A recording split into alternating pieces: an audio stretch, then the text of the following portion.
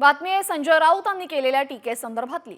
लालकृष्ण अडवाणींसारखी अवस्था शहाजहानसारखी झालेली आहे। हिंदुस्थानच्या शिल्पकाराला भाजपानं नजरकैदेत ठेवलंय असा घणाघात ठाकरे गटाचे खासदार संजय राऊतांनी केलेला आहे।